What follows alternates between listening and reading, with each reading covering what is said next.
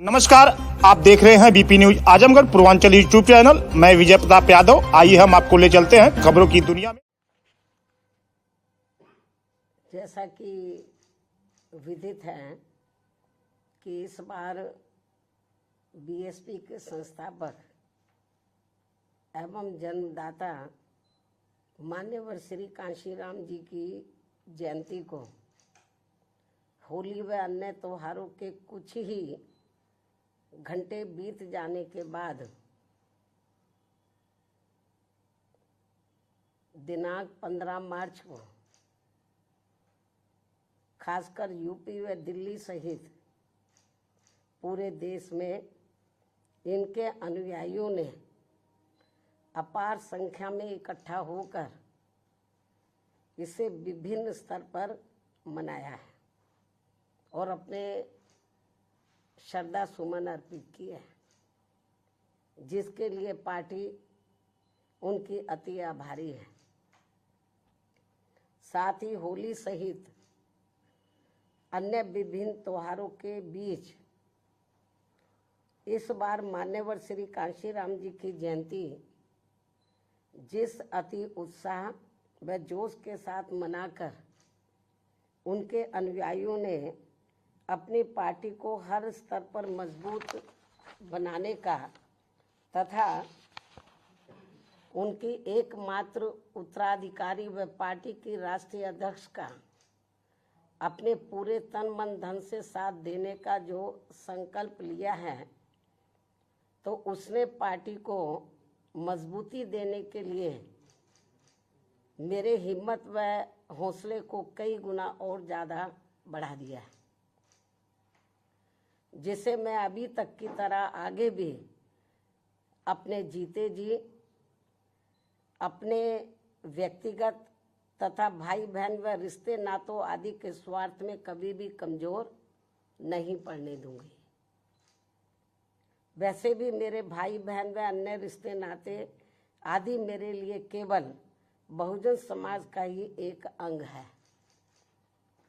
उसके सिवाय कुछ भी नहीं है। इसके अलावा पार्टी व मूवमेंट के हित में बहुजन समाज के जो भी लोग अपनी पूरी ईमानदारी व निष्ठा से कार्य करते हैं, तो उन्हें पार्टी में जरूर आगे बढ़ने का मौका दिया जाएगा और इस मामले में मेरे रिश्ते नाते आदि भी आड़े नहीं आएंगे। यहाँ मैं सावधानी के तौर पर ये भी बताना चाहूँगी कि पिछले कुछ वर्षों से सत्ता व विपक्ष में बैठी सभी जातिवादी सांप्रदायिक व पूंजीवादी पार्टियां बीएसपी के विरुद्ध अंदर अंदर आपस में मिलकर बहुजन समाज की एकमात्र हितैषी पार्टी बीएसपी को किस्म किस्म के हथकंडों के जरिए इसे कमजोर करने की पूरी कोशिश में लगी है, क्योंकि यहाँ जातिवादी पार्टियों को खासकर सन 2007 में यूपी में बीएसपी का अकेले ही पूर्ण बहुमत के आधार पर सत्ता में आना अभी तक भी उनके गले के नीचे से कतई भी नहीं उतर पा रहा है और तभी से यहाँ सभी जातिवादी व खासकर दलित विरोधी पार्टियां किस्म किस्म के हथकंडे इस्तेमाल करके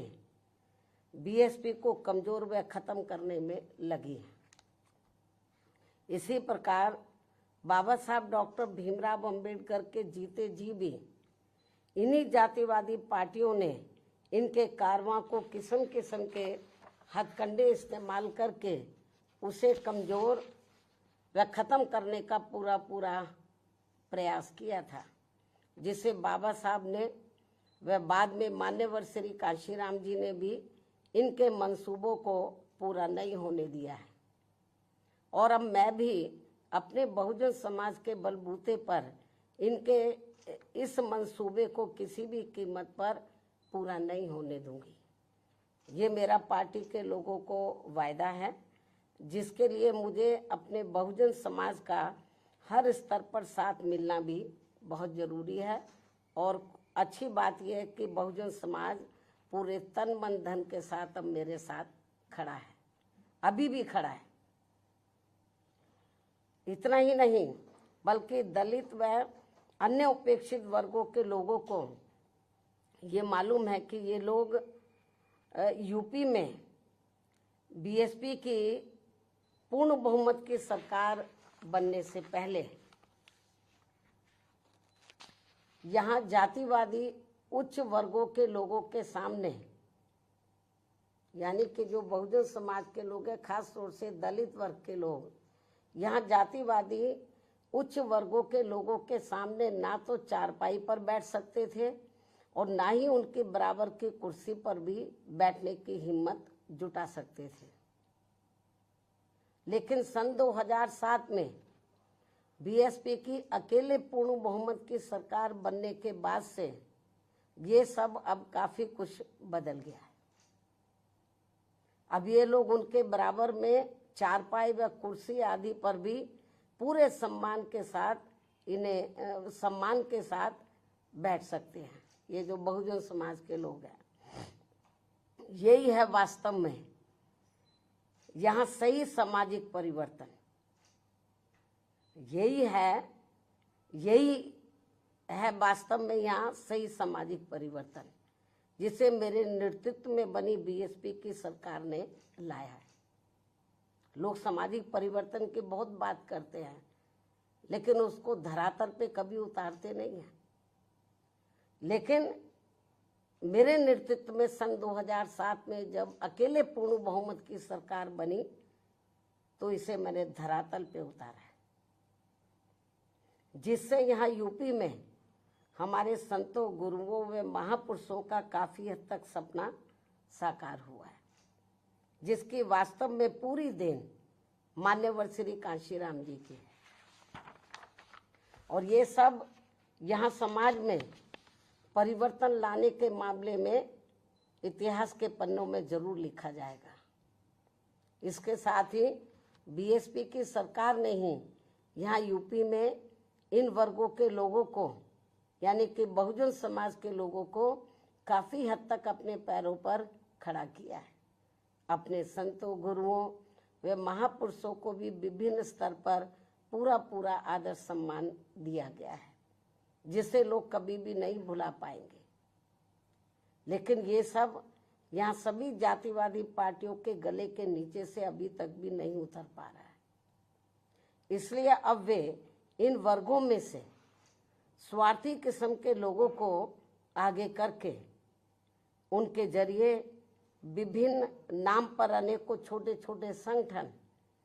व पार्टियां आदि बनवा के बीएसपी की इस ताकत को बांटकर इसे कमजोर करने में लगे, जिनसे बहुजन समाज के लोग जरूर सचेत रहे। यही समय की मांग है और यही पार्टी व मूवमेंट के हित में इनका सही कदम भी होगा, यदि हमारे लोग सचेत रहते हैं। इसके अलावा यहाँ मैं ये भी कहना चाहूँगी कि देश के प्रधानमंत्री बीच में अपनी खुद की गरीबी का तो जरूर उल्लेख करते रहते हैं, लेकिन इन्होंने दलित व अन्य उपेक्षित वर्गों के लोगों की तरह यहाँ कभी भी कोई जातीय भेदभाव नहीं झेला है, जो ये सब हमारे संतों, गुरुओं व महापुरुषों ने समय समय पर झेला है, जिसे अभी भी इनके अनुयायी काफी हद तक झेल रहे हैं। इसलिए पार्टी के मिशनरी व परिपक्व लोगों से आज मेरी ये भी पुरजोर अपील है कि वे ये सभी जरूरी बातें अपने बच्चों व खासकर युवा पीढ़ी को जरूर हमेशा बताते रहें, जिनको तैयार करने की भी वास्तव में सही जिम्मेवारी इन्हीं लोगों की ही है। इस उम्मीद के साथ ही अब मैं पुनः होली आदि के त्योहारों के बीच में इस बार मान्यवर श्री कांशीराम जी की जयंती बड़े जोश व उत्साह के साथ मनाकर इनके अनुयायियों ने जो उनको अपना पूरा आदर सम्मान दिया है, तथा मेरे साथ साथ इनके करोड़ों अनुयायियों का भी काफ़ी हौसला बढ़ाया है, उन सभी का हार्दिक दिल से आभार प्रकट करते हुए अब मैं अंत में यही कहना चाहूँगी कि इस समय संसद सत्र चल रहा है, यह आप लोगों को मालूम है, जिसमें देश में आम जनहित के मुद्दों पर कम बल्कि अपने अपने स्वार्थ में राजनीति करने पर ज़्यादा जोर दिया जा रहा है, जो ये अति चिंता की बात है। साथ ही पिछले कुछ समय से वक्फ बोर्ड पर भी सत्ता व विपक्ष द्वारा जो राजनीति की जा रही है, तो ये भी अति चिंता की बात है। और यदि ये मामला समय रहते आम सहमति से सुलझा लिया जाता तो ये ज़्यादा बेहतर होता। केंद्र सरकार इस मामले में जरूर पुनर्विचार करे, सोच विचार करे, ये भी हमारी पार्टी की केंद्र सरकार से पुरजोर अपील है। इस उम्मीद के साथ ही अब मैं अपनी बात यहीं समाप्त करती हूँ। धन्यवाद। जय भीम व जय भारत।